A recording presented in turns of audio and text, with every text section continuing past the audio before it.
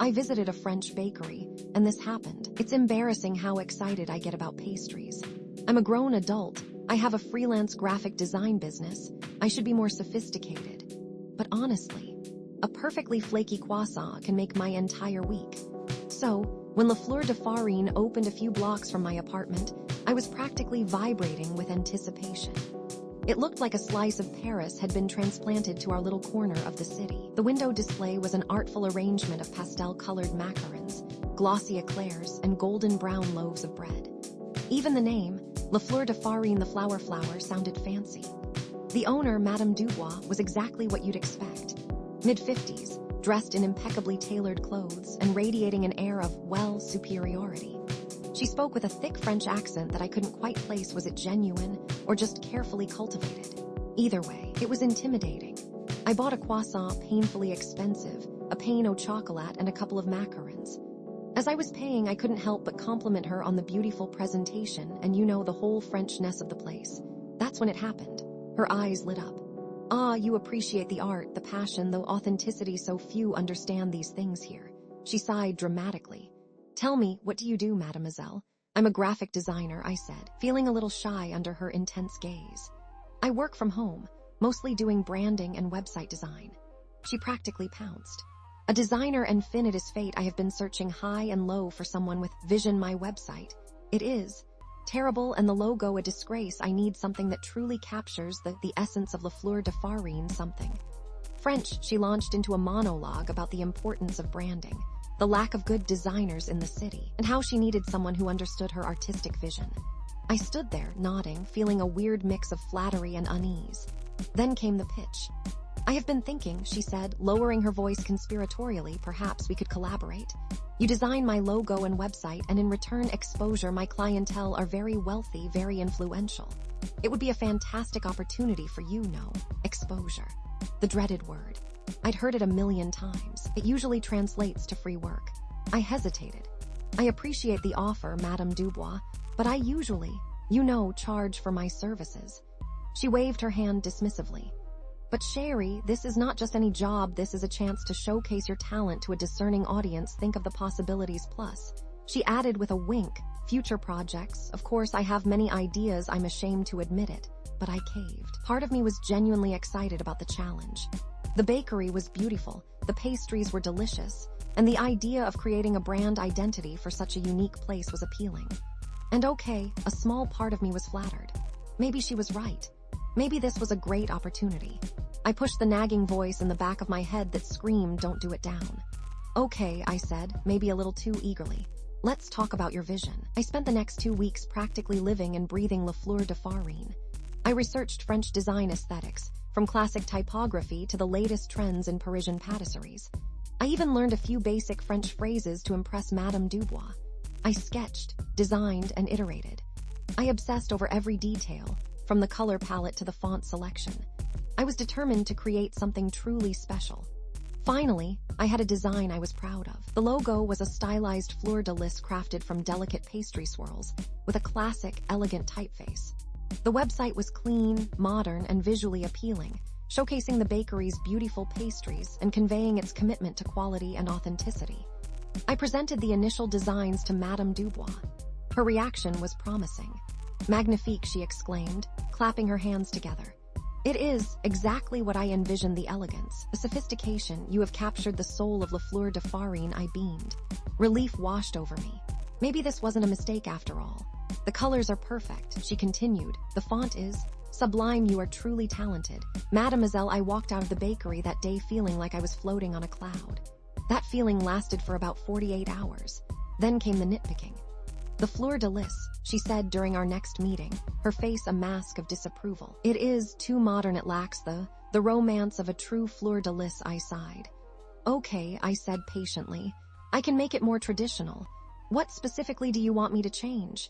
And that's when the requests started getting weird. The font, she declared.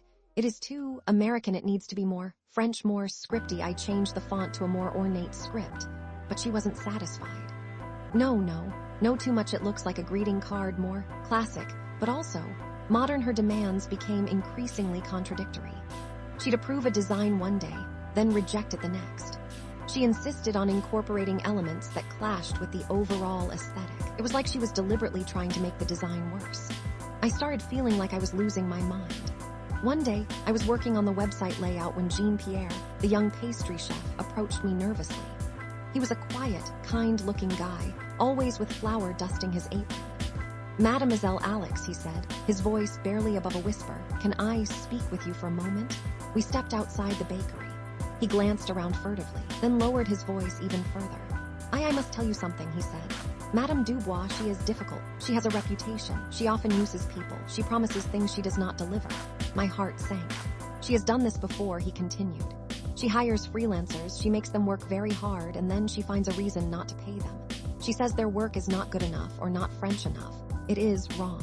He looked genuinely distressed. "You should be careful, mademoiselle," he warned. "Document everything. Keep copies of all emails, all designs, all everything." I thanked him profusely and went back to my apartment, feeling a knot of dread tightening in my stomach. He was right. I was being played. I started documenting everything. Every email, every phone call, every revision request. I took screenshots of the designs, I saved every version. I was building my case. The final designs were a Frankensteinian monster of Madame Dubois' contradictory demands. The logo was a bizarre hybrid of modern and traditional elements. The website was cluttered and confusing. It was a far cry from the elegant, sophisticated brand I had initially envisioned. But technically, it met all of her requirements. I sent her the final files, along with an invoice for my services. It wasn't a huge amount, but it was fair compensation for the hours I had spent on the project. Then the bomb dropped. "Alex," she said during our phone call, her voice dripping with disdain, "I am afraid I have disappointing news. The designs, they are simply unacceptable." I felt my blood run cold. "Unacceptable," I repeated, my voice trembling slightly. "But you said you liked them, you approved all the changes." I was being polite, she said. "But now I must be frank. Your work is simply not up to the standards of La Fleur de Farine. It lacks the je ne sais quoi that is essential for a truly French brand." I couldn't believe what I was hearing. "But Madame Dubois," I stammered, "I followed all of your instructions, I made all the changes you requested perhaps," she said, her voice icy. "But the end result is mediocre at best. I cannot possibly pay for such subpar work. I am doing you a favor by even considering using it at all." She went on to launch into a condescending lecture about the importance of artistic integrity and how I should be grateful for the opportunity to work with her. She implied that my skills were subpar and that I should stick to designing flyers for local pizza parlors. I hung up the phone, shaking with rage. I had been used, manipulated, and insulted, and she wasn't going to pay me a dime. I called Sarah, my best friend, who also happened to be a lawyer. "Sue her," Sarah said immediately. "You have a contract, you have documentation, you have a strong case." I hesitated. "I know, but it's not worth the hassle. The legal fees would probably cost more than the invoice itself." "Then what are you going to do?" Sarah asked. "Let her get away with it," I thought for a moment. "No," I said, a slow smile spreading across my face. "I'm going to get even. In my own way." Madame Dubois' biggest weakness was her pride, her obsession with appearing superior, authentic, and French. She had built her entire brand around this image. That was where I would strike. I knew Madame Dubois sourced her ingredients from the local farmer's market. Every Saturday, she would arrive in her designer outfit and purchase the freshest produce, eggs, and flour. She always made a point of loudly proclaiming that everything she used was imported from France. The best butter, the best lavender, only the best for La Fleur de Farine. That was a lie. Jean-Pierre had told me. I spent the next few days quietly gathering information. I learned about Madame Dubois' suppliers, her marketing strategies, and her biggest competitors. Then, I found my opportunity. A well-known local food blogger, Emily Carter, was doing a series on local bakeries and the importance of using fresh, locally sourced ingredients. I crafted a carefully worded email to Emily, posing as a concerned citizen. I praised her work and expressed my admiration for her commitment to honest journalism. Then, I subtly hinted that perhaps not all bakeries in the city were as transparent as they appeared. I wrote, "I am a big fan of your blog, and I was so happy to see you are doing a series on local bakeries. I am hoping you will visit La Fleur de Farine, a French bakery that is the talk of the town. It is a cute place, but I have some concerns that the authentic facade is only for show. I believe it is important for you to check out her claims about importing ingredients." I sent the email and held my breath. A few days later, I received a reply from Emily. She thanked me for my tip and said she would definitely look into it. The following Saturday, I went to the farmer's market. I staked out a spot near La Fleur de Farine's usual location and waited. Sure enough, Madame Dubois arrived, dressed to the nines, ready to do her weekly shopping. She greeted the vendors with a flourish, rattling off phrases in her affected French accent. Then, I saw Emily Carter approaching, notebook in hand. She introduced herself to Madame Dubois and started asking questions. "I'm so impressed with your bakery," Emily said, smiling politely. "I understand you import all your ingredients directly from France." Madame Dubois puffed out her chest. "Absolument only the finest ingredients for La Fleur de Farine, the butter, the flour, the lavender, all from the most prestigious producers in France." Emily nodded, scribbling furiously in her notebook. "That's fascinating. I was just talking to some of the local farmers here, and they mentioned that you also purchase quite a bit of produce from them. Is that true?" Madame Dubois' face paled slightly. "Well, yes," she stammered, "but only for supplemental ingredients. The essential ingredients, of course, are imported." Emily pressed further, asking about specific ingredients and their origins. Madame Dubois became increasingly flustered, her carefully constructed facade beginning to crumble. I watched, a quiet smile on my face. The next day, Emily's blog post went live. It was a scathing exposé of Madame Dubois' false claims. Emily highlighted the inconsistencies in her story, pointed out the discrepancies between her marketing materials and her actual practices, and quoted several local farmers who confirmed that Madame Dubois regularly purchased ingredients from them, despite claiming otherwise. The post went viral. The online forums exploded with outrage. People accused Madame Dubois of being a fraud, a liar, and a disgrace to the French culinary tradition. The reviews tanked. The bakery was flooded with negative comments and one-star ratings. People promised to boycott La Fleur de Farine. I received a phone call from Jean-Pierre. He sounded frantic. "Mademoiselle Alex," he said. "It is terrible. Madame Dubois is furious. She is blaming everyone. The bakery is empty. People are shouting outside. It is a disaster." I felt a pang of guilt. Had I gone too far? "Are you okay, Jean-Pierre?" I asked. "I am worried," he said, but also relieved. Maybe now things will change. A few weeks later, I was walking past La Fleur de Farine when I noticed a sign in the window. Under new management, Jean-Pierre, chef pâtissier below that. In smaller letters featuring locally sourced ingredients. I walked inside. The bakery looked different. The atmosphere was lighter, more relaxed.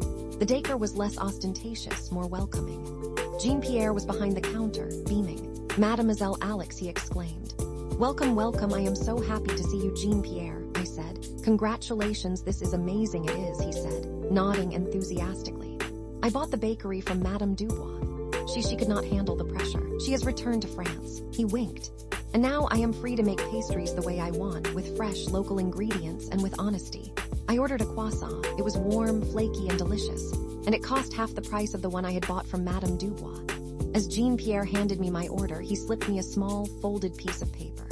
"For you," he said, smiling, "a little something." I opened the paper. It was a coupon for 50 off my next purchase. I took a bite of the croissant, feeling a sense of satisfaction wash over me. That evening, I received another phone call from Sarah. "Did you see Emily Carter's latest blog post?" she asked, her voice bubbling with excitement. "No, why?" "She wrote about your logo and website designs. She said they were brilliant. She even linked to your portfolio." I was stunned. Seriously? Seriously, her readers loved your work. "You're getting tons of new inquiries." I checked my email. My inbox was overflowing with messages. People were praising my designs, requesting quotes, and offering me new projects. I never explicitly told anyone what I did to Madame Dubois, or admitted that it was me who had contacted Emily Carter, and I never will.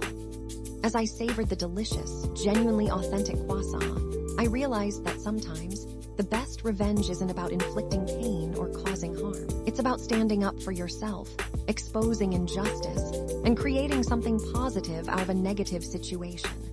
And sometimes, it's about supporting those who are honest and kind.